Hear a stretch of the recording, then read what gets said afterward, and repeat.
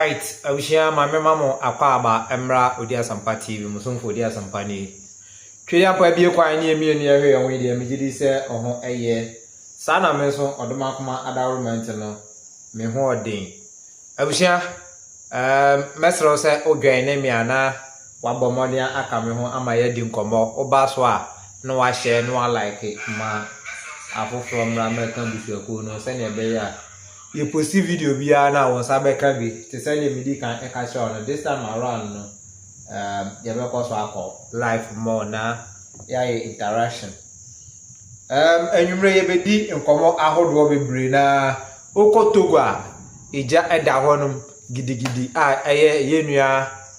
official survivor e de emu amane ebo e de bre ye be man breakdown e na afi so Kenya enso no e ho so ensemsem a e ko so no ye bedi mu enkomo. And the last time we posted video bi afa ye nya baba ko na ono so owo eye Israel na ode ehonum update breye na nensam a okaye no utum se Ghana fo bebre na chese ohwe comment section na se wono ma na ye attack ye nua bai left and right. And me dia me ko kan akra se His Excellency John Dramani Mahama ebaaye no problem bebre ana Ghana ye face no wa hu emu bia antakre se eye hard village fair e no betete so I say what tete fair so say nkofo betumi akọ hard bebre Holy Land na afi has village a obesi sani akofo do ba ye ya o say osi cathedral amaye eno so yenu adum krabufo ni bebre ebegu ase edi matan ka kira say mama me anwo me ye patano na ha me eno ena fe ye benya adaje ni aba ba sansem num ye yenu aba no e wo message ahodo so awode abetype a ni nyina so no ye bedi emu enkomo nti mesro se oba life no so a oba modern no a share na afi so no wabo love bottom no so many people bebre emedwane na nye interaction se ne be ya enkomo no ebeko ni ye. And Makasha so na kwa mbidi ako previous videos ankofo antenna say ye gather a lot of information ni ade na FA so no and also edi eho edwuma nti say ebia wonya subscribe to channel na Odia Sampa TV, Facebook and YouTube, TikTok. Me find the ways and means as ebia me the video eto ha no kra na say ye nya no wo TikTok a ye betumi enya sound no e wo ho na ya yesa interaction no enti abushia yebetwa dwumadi no so no na mesra wo se bia na yare bi how eba ne se wo memasam enkoyie asthma enso teteo diabetes and hepatitis B so how a odi abeya ne se obefre number 054 330 4976 054 330 4976 Odia Sampa Spiritual and Herbal Center. Me and the CEO of Odia Sampa Spiritual and Herbal Center. Abusia yemfa yenkomo no enhyehyɛ so na before say yebeko no program no me hu ne yemfa and start or yemfa yenu abai edi I don't know say video na me na nu ne a. Good morning me nuanom me gidi so bibia ho ye abo 9:37 ewa hanom Ghana de chen mo 3 hours ntia ya na ebi mo frefre me enyewe ya ma memfa it's we ana ai nuanom enye video ya ne me posti ya na nkofo edi atembe brebe no I think say this is the video. Yes, we are inti ye be ye sa video we eho reaction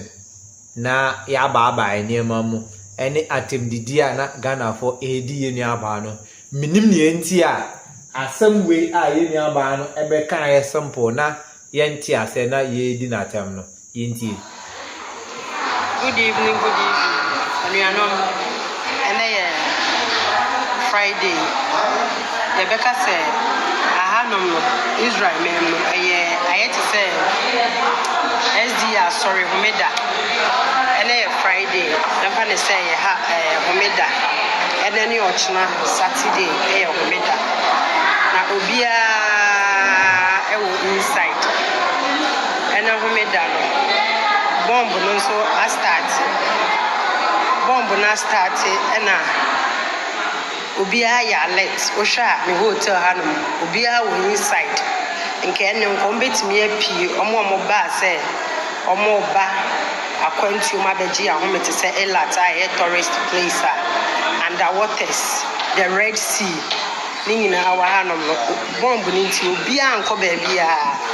obia she inside because ye share ya alert ne so alert na eba no indicate that Jerusalem, Tel Aviv, and I started, but not here in Elat. Elat is cool for now, but we all should be careful because Obia is so aggressive, protecting me. But when my main assembly,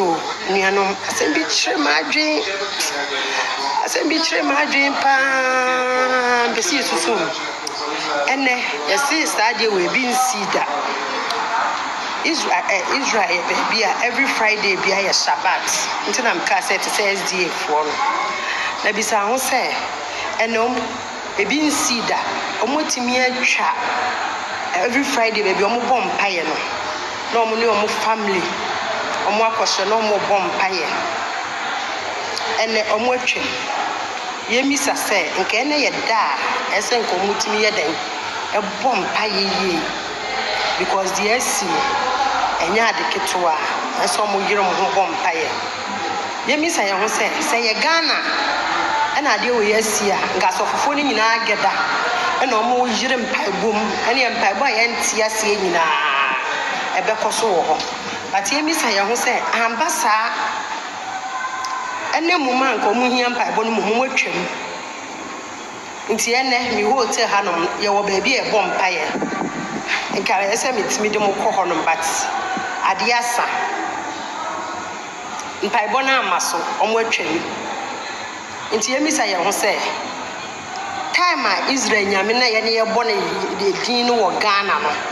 adan na this time there Israel for no ɔmo di ɔmo nyame no ɔmo mo sɛ din no nka this is the time a ɛsɛ ɔmo timi bɔ din ni ye because ɔmo hia no now ɔmo mo din no now aha ena case no ewo no you see yenu abai chere say Israel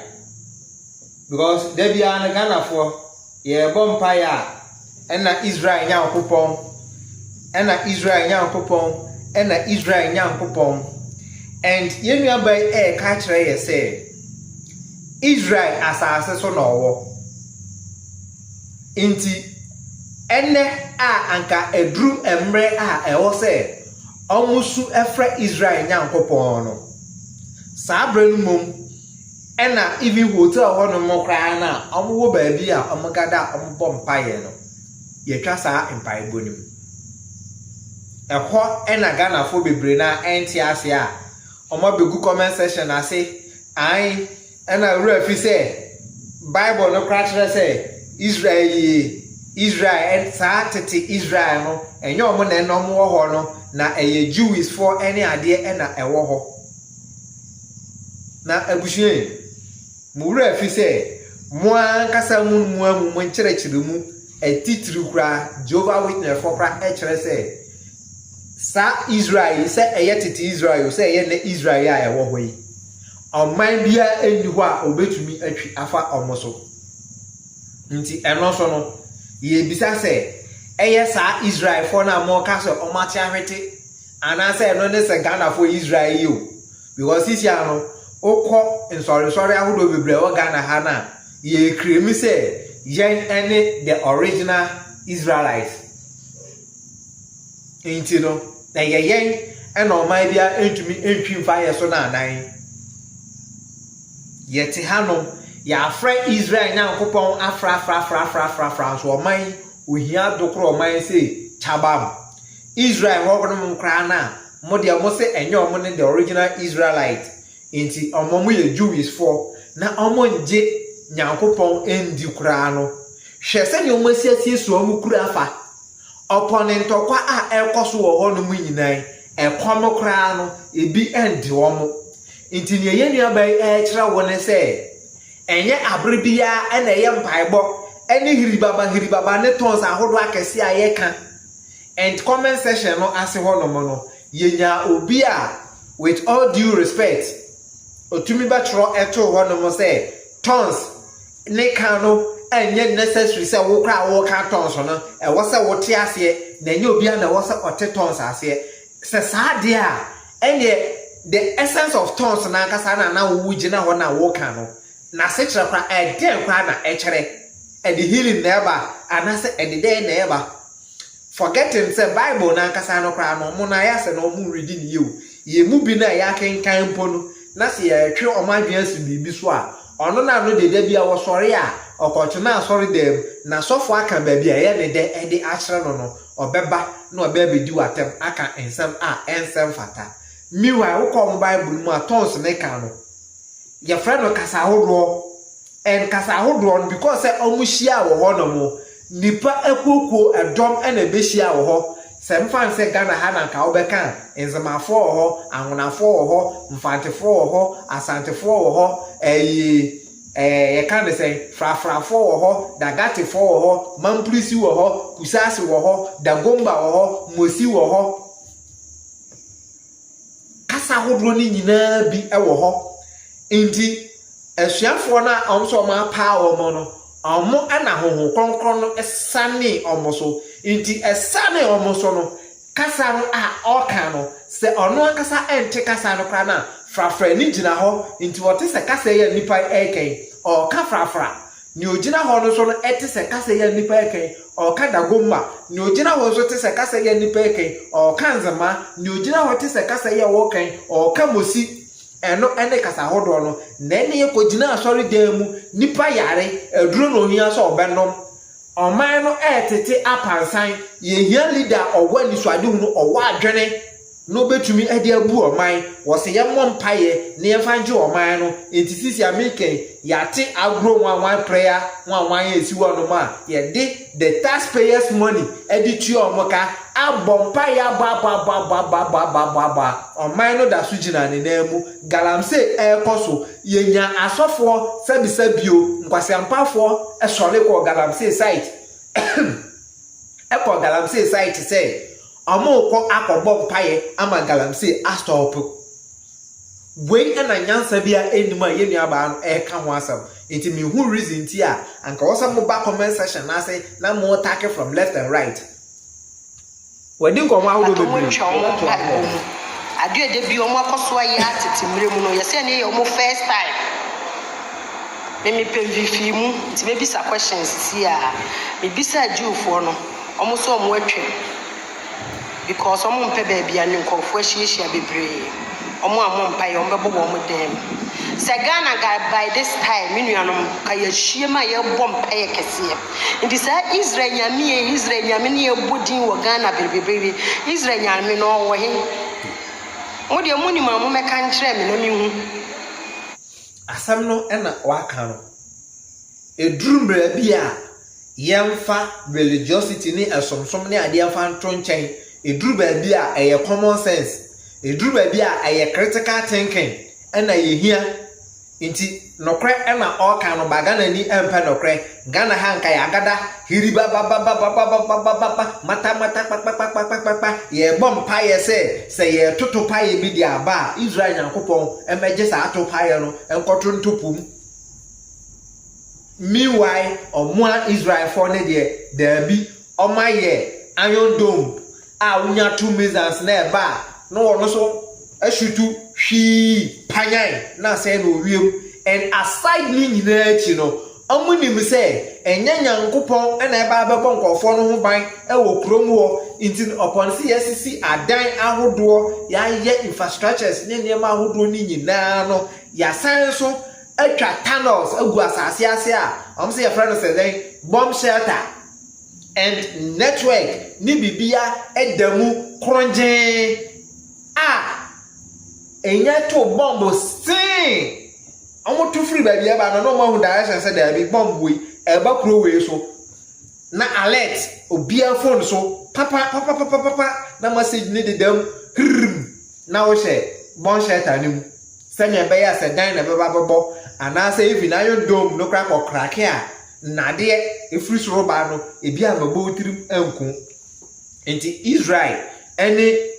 Iran ntɔkwa wei a ɔmo ya no in fact yɛka sɛ Iran atumi Israel amanyɛbɔ a na ɛɛba ɛno no nanso report a ɛɛba no kyerɛ sɛ ɔma sɛ nneɛma but ɛba no sɛ casualty a nduru ahe biara adentia ɔma yɛn hyehyɛ pa protection ne adeɛ ɛde aguo ɛde ama nipa braga na hanom yɛn na yɛse yɛde yɛgye Israel nyankopɔn no di yɛn na yɛse yɛde ala no ntɔkwa bia ensi kurom ha ɛnyɛ ahwie o nanso bɛhwɛ sɛ ne nipa esi ewu sɛ nkokɔ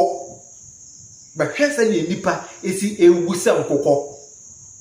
na ntɔkwa ahodoɔ egyina mu Kristofoɔ se yɛyɛ deɛ na ɛyɛ nkramofoɔ se yɛyɛ deɛ na ɛyɛ ɛso wokɔ Israel hɔ a Christianfoɔ wɔ hɔ wokɔ Israel hɔ nom na Jewishfoɔ ɛwɔ hɔ nom wokɔ Israel hɔ nom a nkramofoɔ wɔ hɔ nom bisa ho sɛ ɛba no sɛ inter na ntɔkwa bi ɛda ɔmo ntam anan ntɔkwa bi ɛna ɔmo ntam ɔmo te asomdwem the only ntɔkwa a ɛda ɔmo hɔ ɛyɛ other country ne other country ɛna ɛdi apre ɛwɔ nneɛma bi ho ne nyinaa no ɛyɛ for safety ɛne yɛka ne sɛ power above minyanko ɛno ne na ɛkɔfa wei ɛba ba ɛba ne sɛ internal na saa nneɛma no ebi ɛni hɔ no nti yɛn nneɛma yi ɛɛkyerɛw a wɔkyerɛw sɛ ɛnyɛ da biara na hiribaba sɛdeɛ His Excellency John Dramani Mahama yɛto abama na wɔ baeɛ a ɛnoa ne sɛ obutu asɔfo wei mu ɔmo nka nɔkorɛ atimɔden awudifoɔ ohiani a wakɔtɔn ne moko wakɔtɔn ne ntos ɛtintin ne nsa mɔwerɛ kakra a nkɔde bɛhwɛ ne mma obetua school fees ne ade no ama sɔfo awudifoɔ atumi abɛdaadaa na ka kyerɛ ne sɛ fa bɛsɔ seed na Nyankopɔn bɛhyira ama wo ntos abere na biabra ebebu so no agye saa sika ne nyinaa no atimɔdefoɔ wei na ɔmampanyin ankasa a yafa no so omedi so na ɔno so buturu fam na ɔmo nsa gu na pampam so ɔmo bɔ mpae ama no ɛno na bɛbɔ ne ho ban ɛno ɛna bɛma ɔman no atu mpɔn forgetting sɛ ɛwɔ sɛ ne security ɛna omiamiam ɛwɔ sɛ ɔyɛ nneɛma a ɔman no akoma pɛ na timamufoɔ nankasa no ɛna bɛbɔ ne ho ban ne wura fi saa nneɛma no nyinaa ɛna hiribaba nti me no wɔ kasa yi July July ɛbɛyɛ wɔse holiday no yɛde bɛyɛ sɛ Thanksgiving and one prayers ɛde bɛn bibi ɛna ɔde ba bɛyɛ next year 2026 international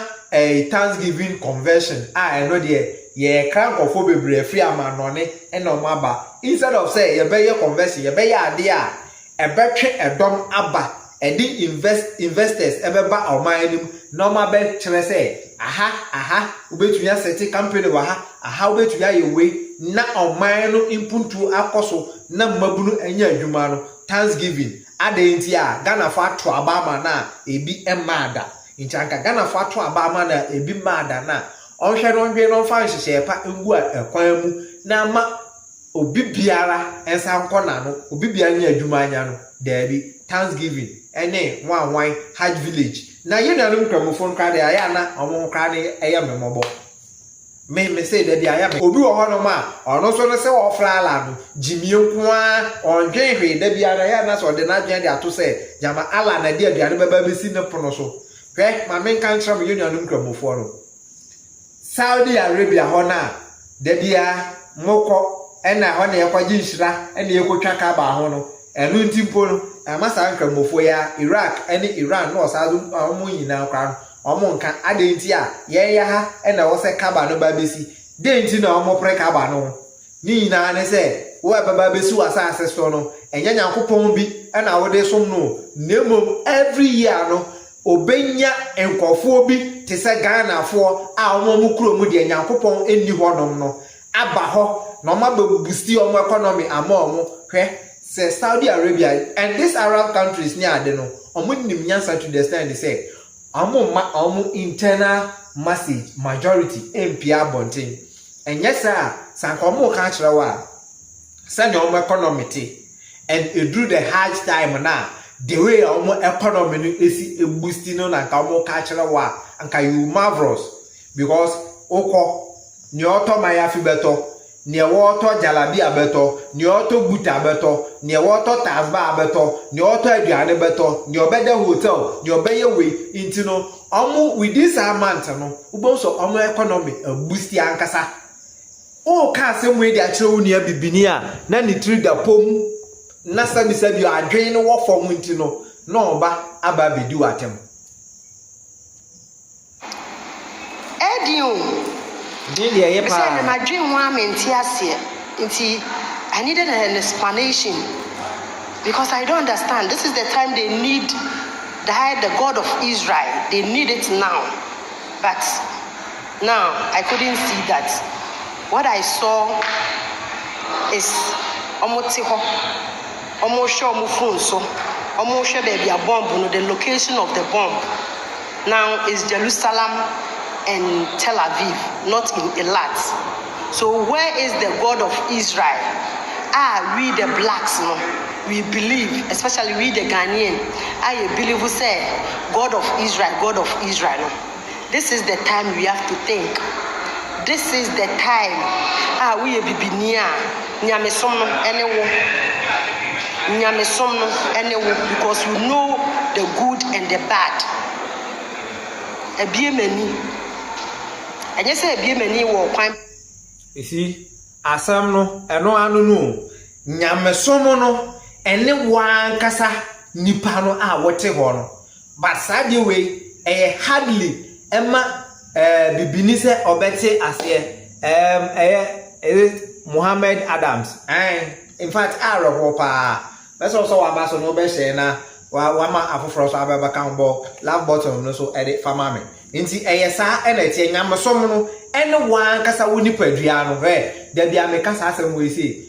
ko bibini anasa wan bonsam ene wa nyankopon ene wa nti no we should sit down na yen take the higher decision yentena se ne yendwen but aya ne areko ne se yenua bai okọ ye no watumi atena se wadwen niam bi ho wahwe nkofo kurom se ne omusi bo ompaye se ne omusi hyehyɛ omukuru amana yefe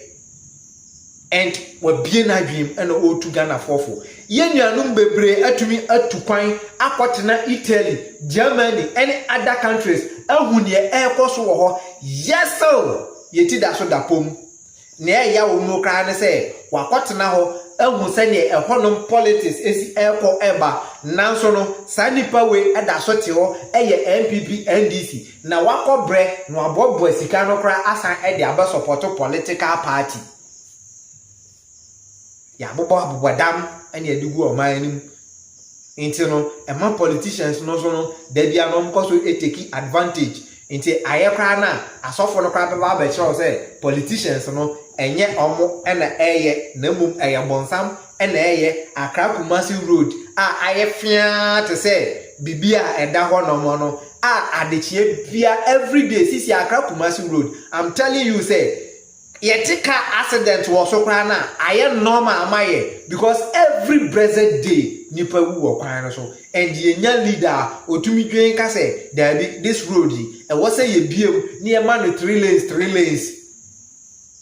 ye discount be kwa ma asofo ye conversion ye way and ukoka na onua aba na oba bedi watam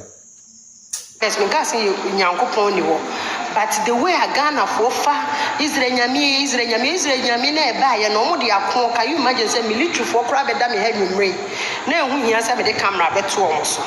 nka me de to so ma hu say military for tu ekuto omo akodi ekuto omo de ba inside abeje no obi eni wa wabo Israel nyami no ba Ghana de ye be sorry aka Israel nyami by this time ga tons kese me no mienu ye ntiase na eso mo ka tons kese wa hu oba security wa ye ward because obi akwa up and down obi adwena na ye hye ye ntimpa ibobia wo mu pa ibobia ni eye akodie no mu hia assistance now nti ye de ye ntina woni ye mfa mpaibo wa sorry anopa we Sunday ina ye de kwa adwuma Sunday Ghana ni be kwa kotena sorry dem from morning to evening we jana adwuma wo ho no Israel nyame kro na ye wo mu no wo Israel hanom no Sunday o mu ba adwuma Uwo Israel krom ha no wani muwe. Wani no menka se mbue asin se bate no. Wani mbue ma unhu se Israel krona ya faso ye niema no. Ya faso ya hoahoa no woni o ma bi mu no. Ube krom ha no sa na tie. Sometimes I na ya reho. Eya reho e wodi yehu. Sometimes abushia ena yenu aba no oka no and we a okan ebe den say Ghana ni ebete ase e de ama no sa yenu aba akuru yai and na owo I think say hotel let me say eye sa video here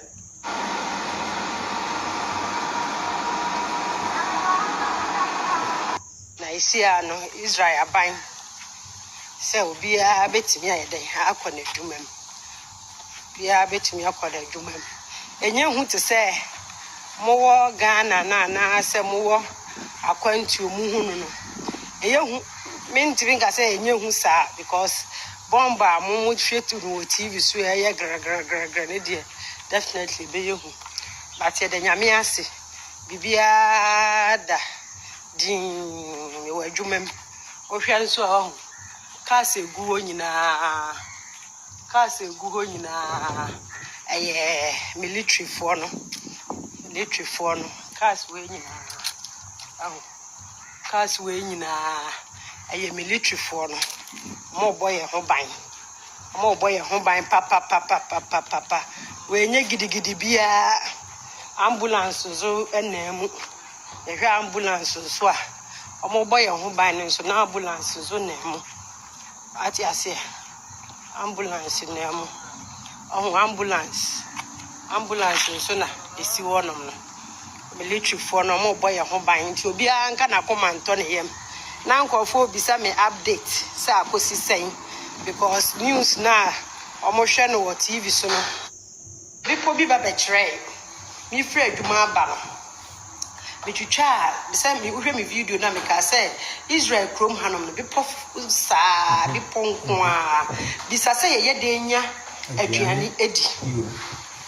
ye denya aduane edi you get it bisa say ekura bipo wo so say ye denya aduane edi eno na Israel nyame no wa hanom no omu yusu omu adwen de ye ade Israel nyame kro no omu yusu omu adwen e de ye adwuma omu yusu omu adwen de di dwuma nti si ye suasu obi a nti na me say ye suasu bibia e woni mpa ne ho ebi ne de me de kire wo no bepo na egu hanom no individual bitimi je na wadwi na ode ye adwuma na wa ma youth no te say ye no bi efiri other country no ne yaba ne yensu yaba be ye adwuma nya bi adi ahwe ye busuafo nti Israel nyame kro no sa na omo ye nti bibia pesi yesua bia ese yesua ade ewo kro ni ma ebeboa ye nso secondly is nti what asama ye nua ba no eka no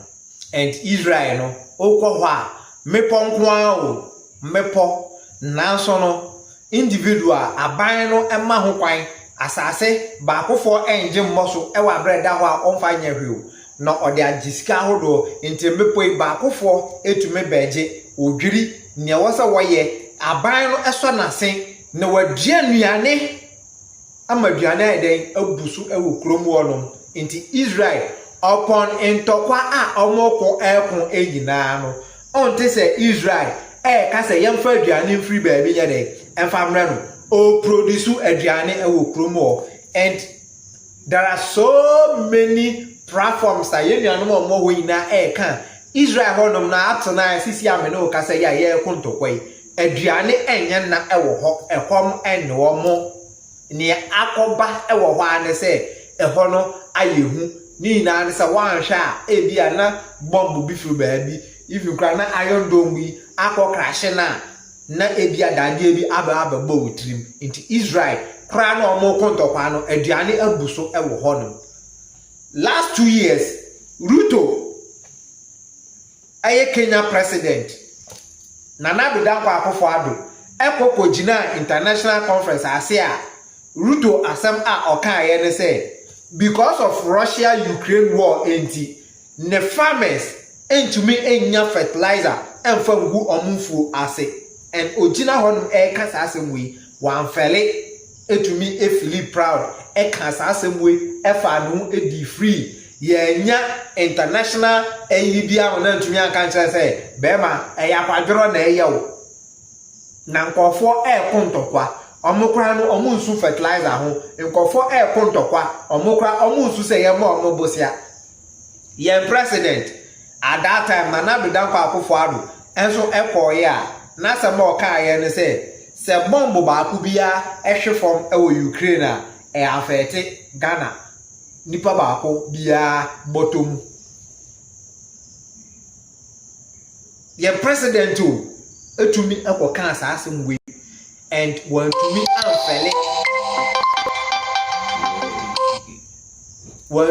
amfele ekoka asasem we ama ne ye possible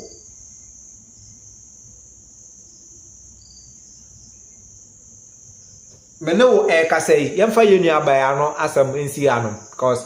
me betu kwan nti no was a mebobo eniema intentem Ruto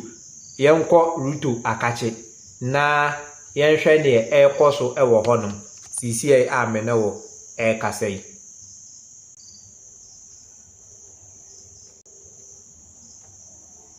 Kenya is at it again. The people of Kenya are one of the least aggressive people you ever find anywhere in the world until they've had enough, and they've had just enough with the police and the government of their country.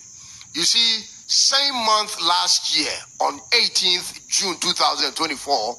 there was a similar massive finance bill protest in Nairobi that went on for one whole week and saw nearly 23 people dead. Several people were injured and government institutions, including parliament, came under attack. This has repeated itself, ladies and gentlemen. This time, it's over the custodial death of a blogger by name Albert Ojwang.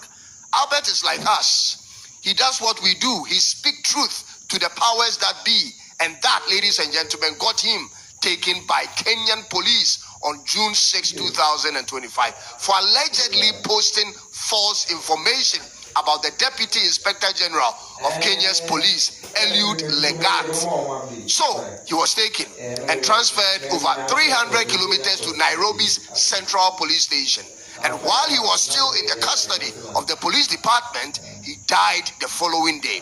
A forensic report contradicts the initial claim by the police that he died out of hitting his own head to the cell walls. In fact, the post-mortem report rather showed that he died of severe head injuries, evidence of neck compression, and of multiple soft tissue injuries across his whole body. Therefore, it's obvious it wasn't death by suicide, ladies and gentlemen. And so yesterday, 25th of June, thousands of Kenyans of all ages demonstrated across 23 of Kenya's 47 counties, ladies and gentlemen.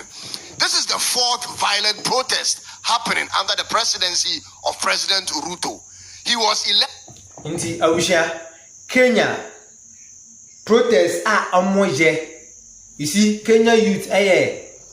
one of the African country youth, you know, and now Emma politicians and for my dream in Niagara, and Hiri Baba. And activists are they are comfortable say omobeka no kra actual politician because say osole etia omonko for the Kenya youth will stand right because omunim say you are standing for them. Kenya talk ya sorry na yebra Cyrus chirimono. Kenya one activist te say na committee anomia metre ne ekoso wo manma enye na Ghana for yen kan anwimom enye say yen kontokwa anase violence nemom before say yebeko election no yen hwe the right person to vote for hwe ete say na Nana Kwame ko eyi ni ti say Kenya youth and Nana Kwame ko yi ni ti say ya anka me sure say they will support him because say obi bo on mine no dawru chere ne koso enya the Kenya youth no support no and say mo de monsa eka na mo de aka youth ni nyina eno ena ama Kenya youth ati asi edwomu a ye di nkensen bisa Ghana youth so ombetumi agina ama onipa bi saa anan na ye kwa ye media ne mpo no ye wo bi saa ono no wagye ne ho agina mu se media meko ede ama oman no anan nti Kenya youth set example no ede a kire say it's time to speak up to powers and omo ye peaceful protester because of sankofo we Ruto we and the kojina ye ekoka say Russia Ukraine war inti na man ho kire no and internally ne nkofo kra no eye peaceful protester then the only thing on betumi aye ne say e was say omoma police and military e brutalize sa nkofo we and these people no they are not afraid apreni abribia no omko omanim just to tell power say enough is enough almost say they are tired of them say because of power and no na ye kum nipa eba ne say na mutumi koche activate na some de ne ko because say waka ade a police ni ana so police ni ba ko eya moko koche na then moto channel to understand say we lose ono ana dignity epempem dan eku no eno ne ade escalate wo. In March of 2023, there was a protest against high cost of living, which saw the death of one university student. Then there was the infamous finance bill unrest in June of 2024. Following that was the abduction and femicide protest in December of 2024. And then this current one has been one disaster followed after a disaster under President William Ruto, a man in whose campaign was seen as the people's leader, but now most disliked president in Kenya. In fact, in last year's demonstration during their protest, the youth were insisting on his resignation before they would end the demonstration. It's just weird how quick a supposed good man has turned into an enemy of the people. As we speak now, ladies and gentlemen, 16 people are confirmed dead, mostly by police gunfire, and over 400 severely injured. Government institutions, including Kenya's parliament and the state house, are heavily barricaded by police and the military for fear of seeing the repetition of last year's unrest. Meanwhile, Albert is dead. He died at 31 years old. Ladies and gentlemen, almost everyone in Kenya right now is angered by this incident. The police took the law into their own hands on the orders of the Deputy Inspector General of the Kenyan Police and caused this. This is definitely caused by police assault and not a suicide death, ladies and gentlemen. This incident, coupled with poor governance and economic hardship in Kenya, is what's flaring up the people. Kenya is experiencing its biggest economic challenges in years. And this started even before President Ruto took office some 3 years ago. It has been an issue of national debt. Kenya's debt to GDP ratio is over 70% with high repayment due to loans from China and the Eurobond and from the local economy. So the biggest chunk of revenue in the country goes into servicing loans. That's why they brought in that finance bill last year to raise money to service loans. Last year, Kenya faced serious liquidity pressure with debt servicing, which caused their currency, the Kenyan shilling, to lose between 25 to 30% of its value against the US dollar. This made imports expensive and prices started to shoot up. Kenya is suffering from what the previous government of Ghana took us through: excessive borrowing and investing the borrowed monies into non-productive projects, which caused the downfall of our local currency. This is the exact playbook President Ruto is either following or experiencing as a result. Now, yeah, brother Cyrus, I don't know if you say Ruto, ne body, and as the counterpart,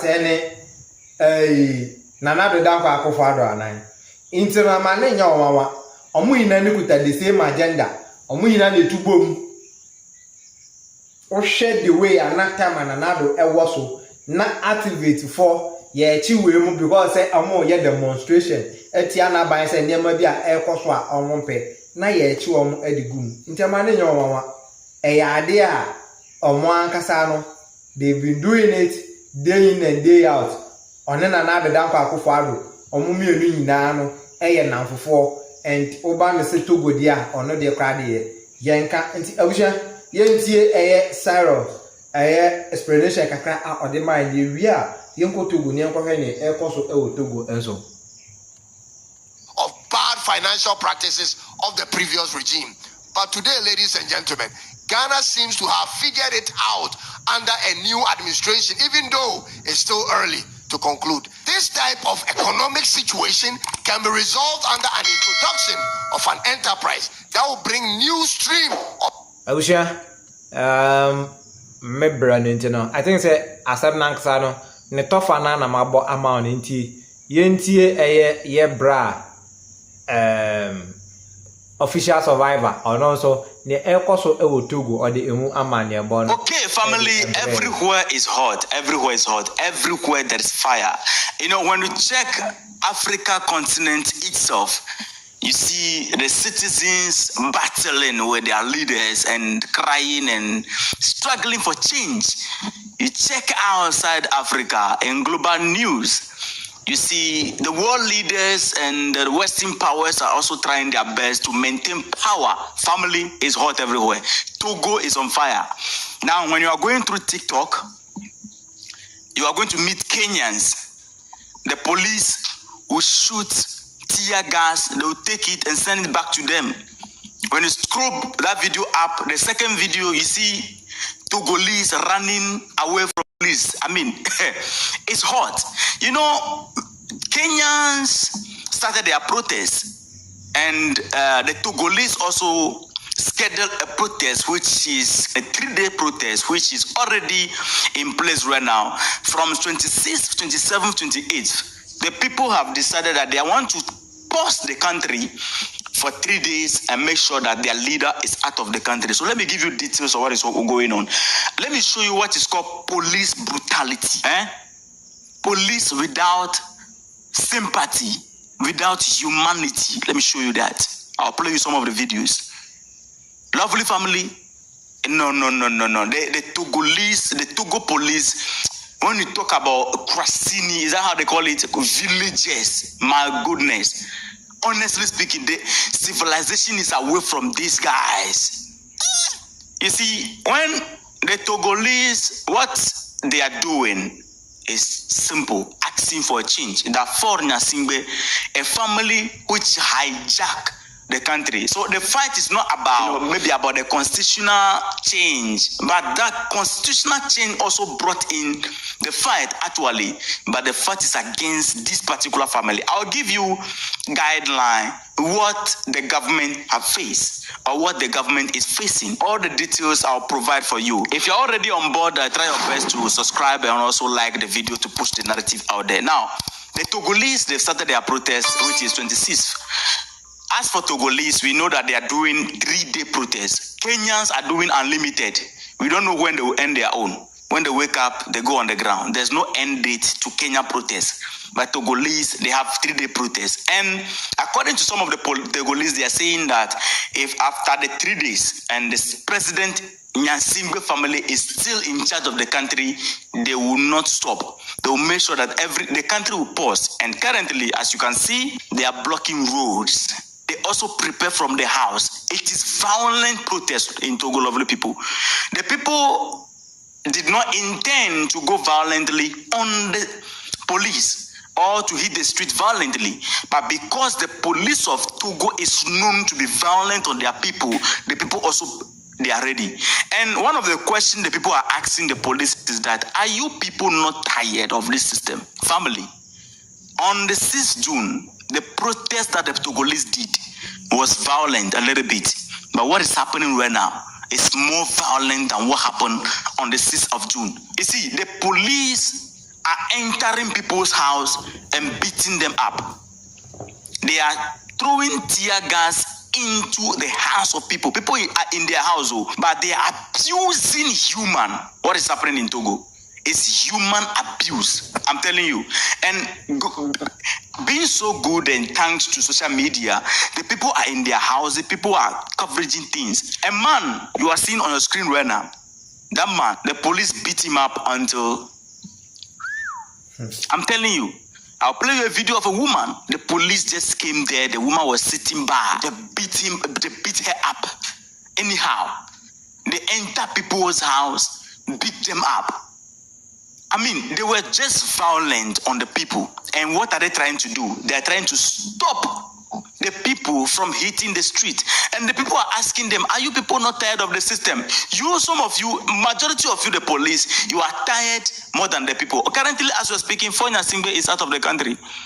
He ran out of the country, the president Vamoose. And do you know what the people are trying to do right now? Let me break it to you. They got this advice from one of their activists and they are working on it. The activists told them that they should not go to the presidency, that they are going to sack the president, they are going to do chaos over there. They should target the prison offices. They should hit the prison houses, break the prison, let the prisoners come out, and they'll get a job done. Because majority of the prisoners in the prison yard in Togo, they were fighting for the freedom of Togo. That's why they landed there. So if they break the prison and they are out, then they should come back home. The prisoners will be on the street and do the rest of the work. And the Togolese are targeting the prison house now. Being honest with you. And they are becoming so loud day by day. The movement is becoming so loud day by day. And the president have to run out of the country, give order that anybody that hit the street, even some of the chiefs were threatened in regions, in some areas. The chiefs in the areas were threatened. And do you know what the chiefs came out with? Some of the places in Togo, they ban that they should not do protests. The people should not do protests. If you hit the street and you do protests, they will ban you away from the area. And the people say, what are you talking about?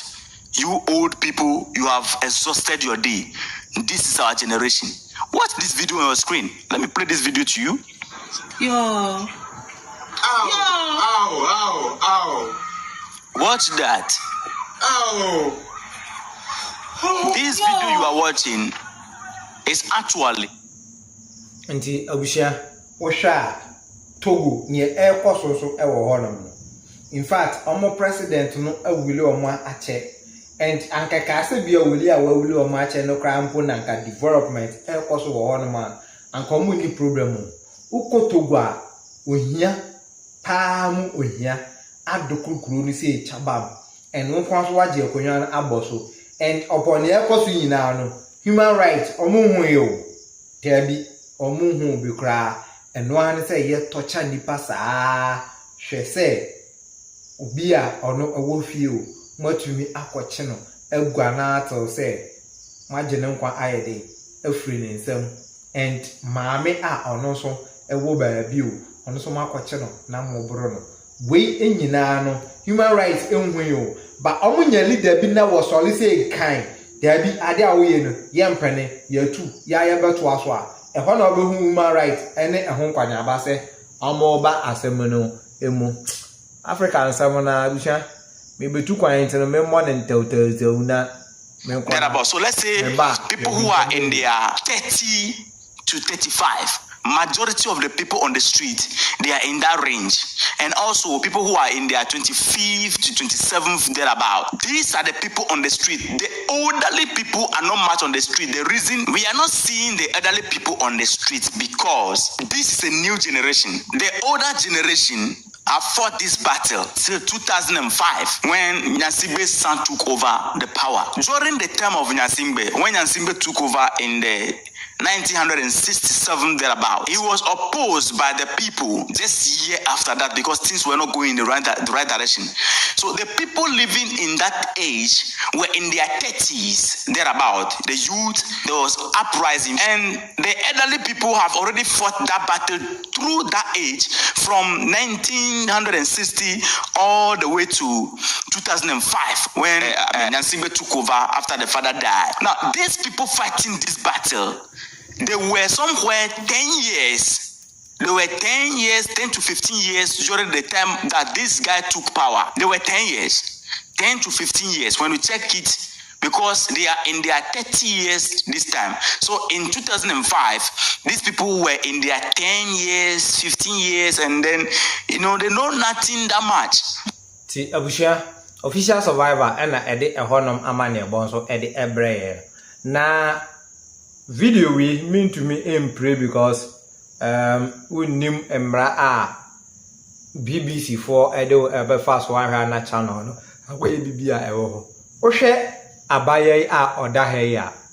oye Ukraine journalist edema BBC and ekoshia Donald Trump. In fact onya akukuduro ebisa Trump asema it hardly say oba ebetumi ayre ebisa and Trump ninya interrogation no lady we Ukraine lady ni kunu ewo Ukraine front wall no mu bi okun edema ne be ya Ukraine ebenya ne fa ahodie masem bisa ne se Ghana ma den ena yitumi ede eboa bra ye man kosa situation we mu even Ghana ni ba ni kunu kura ko ba bia akopre aba no mu ina omo nsa akoma no owo ne oye den wo dwen abisha asem we mepesa matwe ne bebre meso so ko BBC obetumi akwa na wan so wo hu the way osi express ni view concerning nema ekoso ne Trump oye afa won se ne be ya koso nankasa agitu mu say Russia they are pounding so hard our Ukraine eso into then and as a leader also operate as no oye edi afa we any idea I expect say yenu no maya da bia matwe phone na si mo so ene de eto ene che say hey Ghana ye radio o my we mumpa de awa abusha yenje nkatwe na me fancy I see si anu me am na rush into na ma program no man to me anya ne yenje nkatwe ano kwamo mianka na award ni papi na ekwa tete mu pao amani pampempem awale agu odia sampa spiritual and herbal center awo wo mo yade se wo mbe mu wanya basia yade betisa stroke gonorrhea anabama waye mre e wampamu low sperm count wo mo wano aduro tatahwe ene gisam se seba ne sunsum nsama wo mo telete se ye sunsum aware anasa yare bi ne yade amawo pampabone anabo ana wanya abai amane e court case wo betu charge osisi annam omajuma panti ni pampempem ene be fo kofie akoye sunsum nyuma edemom samosini ene ansimani akabom dia sunsum niama asie betu obi age wukunu anasa woyere awaresem adwumasem akwantuom nsem ni nyina aya sumasem fabedan odia sampa spiritual and herbal center obehuyan New Kufurudia ejoso ne konongo infinfin aye Ashanti region ma number aye didi juma no aye 054 3304976 and I say 020 134 0421